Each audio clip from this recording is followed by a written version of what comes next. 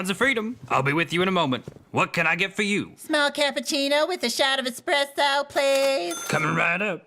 Morning, Abe. I thought you got rid of all those other options, and we're only serving real coffee. Yeah, that new menu approach wasn't working out. The customers want more choices for their drinks. Well, I fully support their desire for more freedom in their beverage choices. I'd like my large house coffee with a shot of espresso. That will be $3.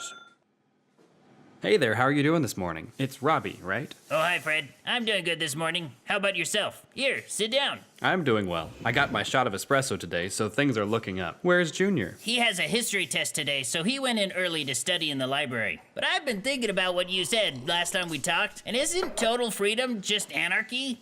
I suppose it could be, if the free people weren't restrained by morals and respect for one another. So we do need to have some boundaries on freedom. So last week, you were saying that freedom is the most important thing ever, even more important than life itself. And now you're telling me that it should be limited? Ideally, everyone would be as free as possible, but people's choices affect each other, so we need a mechanism for protecting each other from other people's bad decisions. And sometimes the consequences of a decision don't affect the person who made it. Don't affect the person who made the decision? Let's say that Bob kills Matt. What are the consequences of that decision? Bob will probably go to prison. Well, that is only the result of having a justice system. By default, what happens naturally? Nothing. The result of that decision is that someone dies. Who does that affect the most? Well, Matt, I suppose, since he's dead. Exactly. And it doesn't necessarily directly affect Bob. Okay. But freedom is the opportunity to experience the results of your own decisions. In this case, we need some way of reflecting the consequence of Bob's decision back onto himself. So the justice system intervenes with the death penalty. That will increase the level of freedom in the whole system because it discourages bad decisions proportionally to the natural consequences of those decisions. It doesn't prevent Matt's death, but it should discourage other crimes in the future. Discourage them in the future? Do you think that people are more likely to commit crimes if they believe they can get away with it and not face the consequences? Well, yeah. So the higher the likelihood of getting caught and punished, the less likely they are to commit a crime? Yeah, that makes sense. So we just need to give the government enough power and resources, and they could prevent most crimes? They wouldn't really be preventing people from committing crimes, since that would be impeding their freedom. It would be more accurate to say they would be discouraging people from committing crimes without technically limiting their freedom to do so.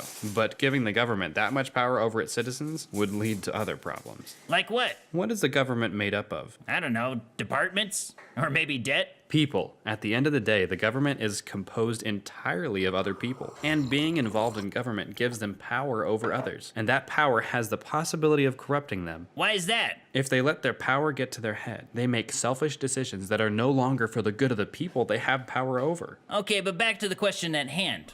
Wouldn't preventing, or more correctly, discouraging crime be for the good of the people? Discouraging bad decisions is a noble cause, which will enhance the level of freedom experienced in a society. But if that comes at the cost of inhibiting freedom far more in other ways, is it worth it? How would it inhibit freedom in other ways? The amount of power a government would need to have over its citizens to effectively prosecute every crime that was committed would be oppressive. Is it a worse injustice for a guilty man to get away with something scot-free, or for an innocent man to be punished for an offense he did not commit? It is probably worse to lock up an innocent man? So we have to put the burden of proof on the prosecution and recognize that as a result, there will probably be guilty people who get away with their crimes, but that is the price of protecting innocent people from miscarriages of justice.